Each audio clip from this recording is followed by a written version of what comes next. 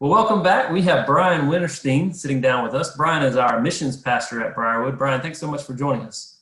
That's great. Thank you very much for having me. So, Bryan, how long have you been the missions pastor?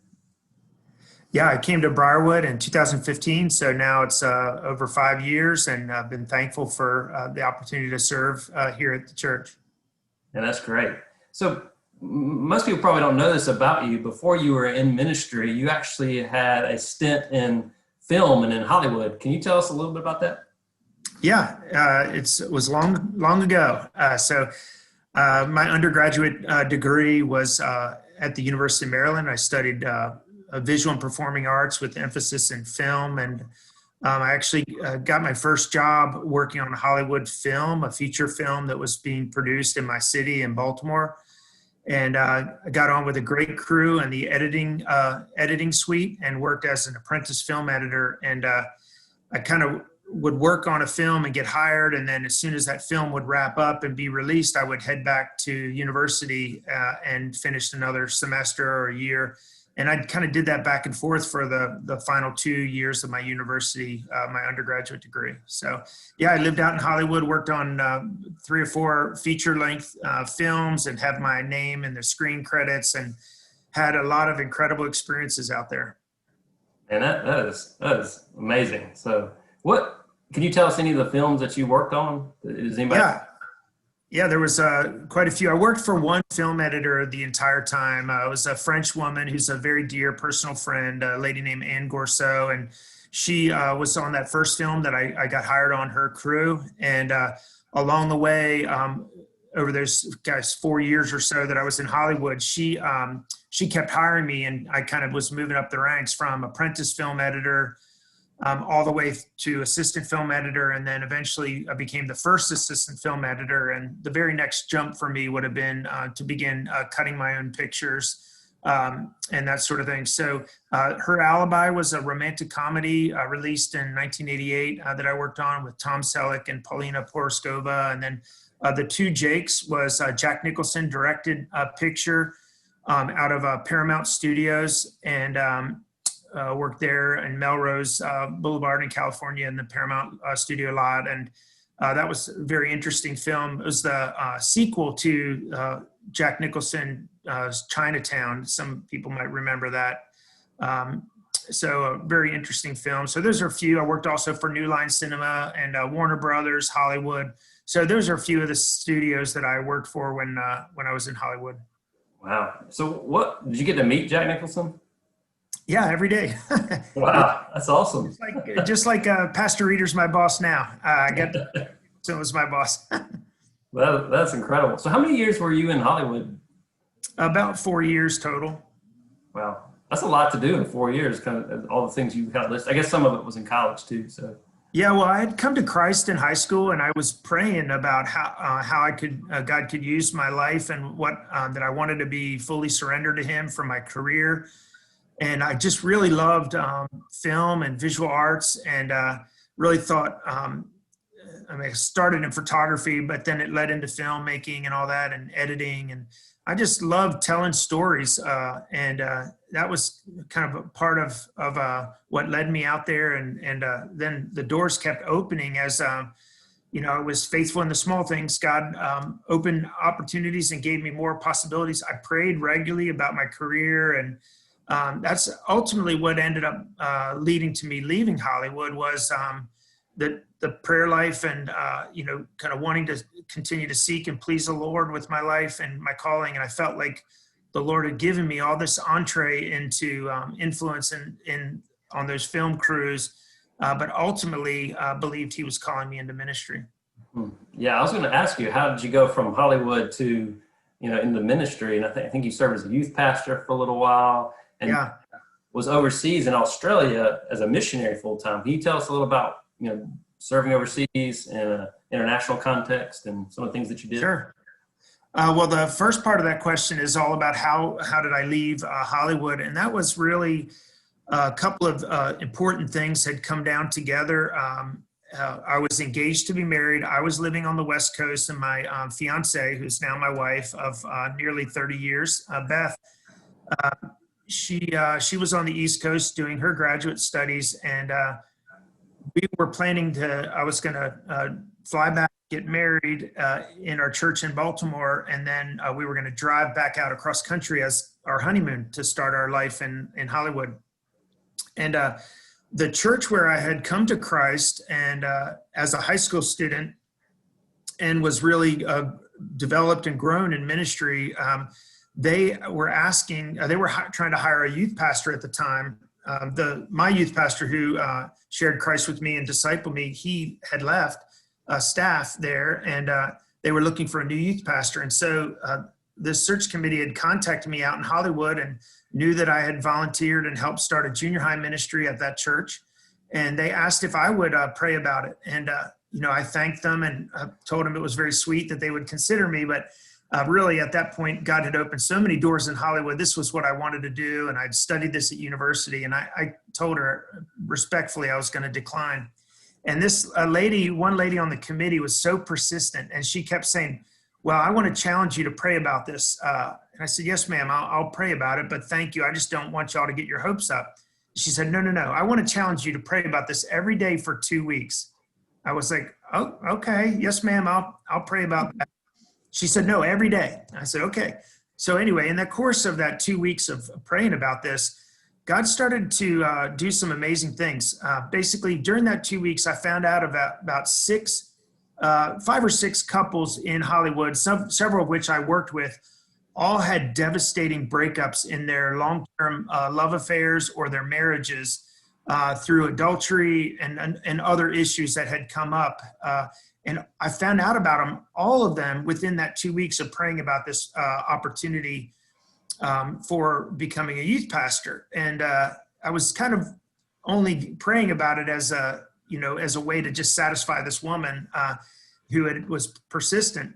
Anyway, long story short is during that time, God opened my eyes to what a likely outcome is in Hollywood. If you're working in the film industry, you're away from your family so much. And I mean, I was working regularly, 14, 15-hour days.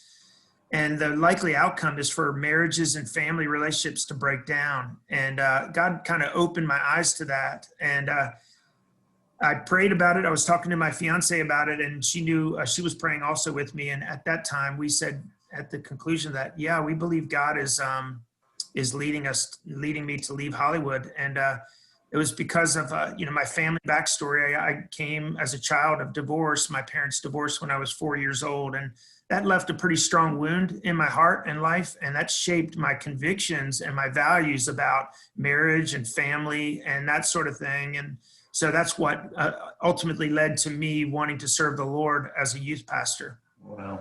Well, let me circle back and catch the second part of that question that I asked you about being in Australia. So tell us a little bit more about kind of what led you to go from youth pastoring into overseas missions and what type of work you were doing there. Yeah, it's, again, another important transition in our life. And God tends to teach us, and my family anyway, very important things about major transitions in your life, about his guidance and how to make godly decisions, how to rely on godly counsel and prayer. God always does that when we're in major transitions in our life. And we've learned a lot about guidance. So during the time as a youth pastor, I was working in Birmingham, Alabama at a PCA church in Homewood called Covenant. And we had a dear friend of mine on staff had died, and it was wrapped around some leadership issues and some hidden sin issues and things. And it was very, very painful and very difficult. And at that time, God sort of drove some, I guess, deep spikes or roots in my heart about ministry to pastors and leaders, and that you can't be, an inch wide or a mile wide, an inch deep as a pastor. There have to be some deep roots in your life, and you've got to be able to have people inspect your life, and character is important. And this whole idea that the enemy has a strategy to steal, kill, and destroy. And he particularly focuses in on Christian leaders, and the idea that if you strike the shepherd, the sheep will scatter. And these were deep learning lessons for me, a lot of pain for me to lose my very dear friend in ministry.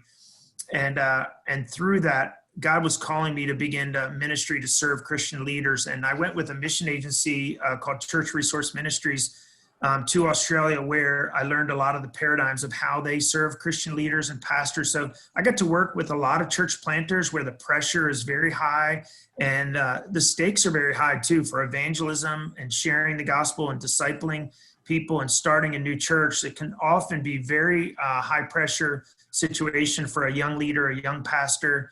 And that's what I got to do. I got to invest in leaders like that for about 14 or 15 years with CRM before the Lord called me to come serve at Briarwood.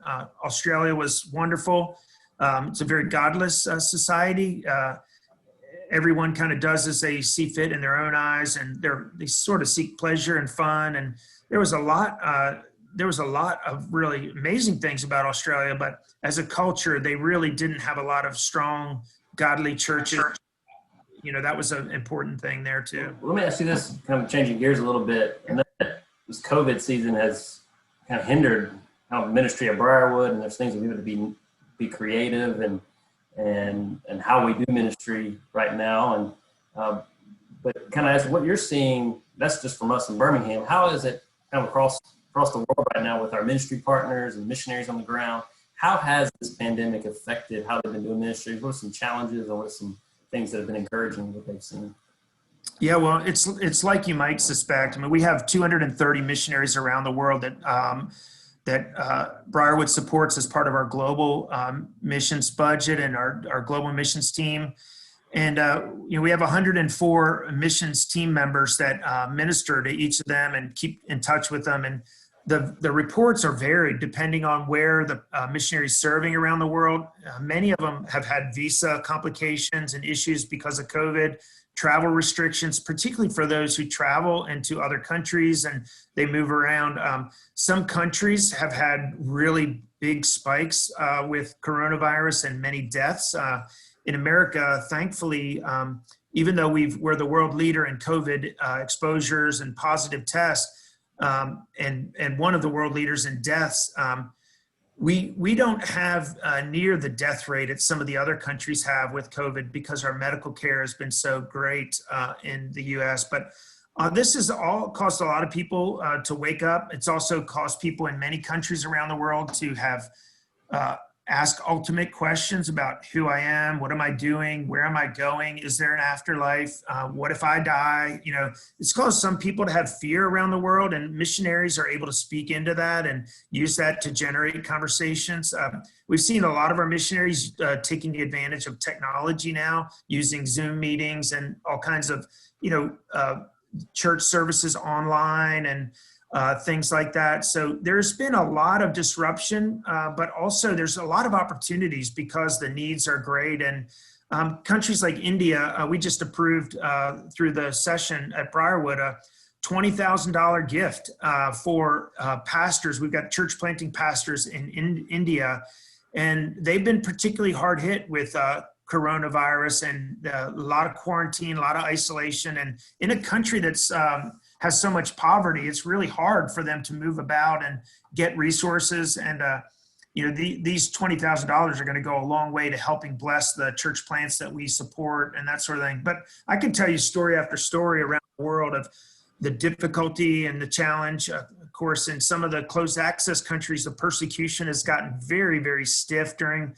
coronavirus, a lot of lockdowns, and then Christians being exploited and all kinds of things. So we've been increasing our prayer effort for the persecuted church around the world, and in a lot of different countries. So it's had a big impact around the world globally. Brian, thank you so much for sitting down with us. This was wonderful. We'll have to get you back sometime and come speak to our communities. I love it. Thank you so much, Stephen. It's a blessing. And if any of the members of GNC want to get involved, we've got several already involved, so you can talk to one of your friends at GNC. But I'd love to talk to them, go to lunch or whatever, have a coffee.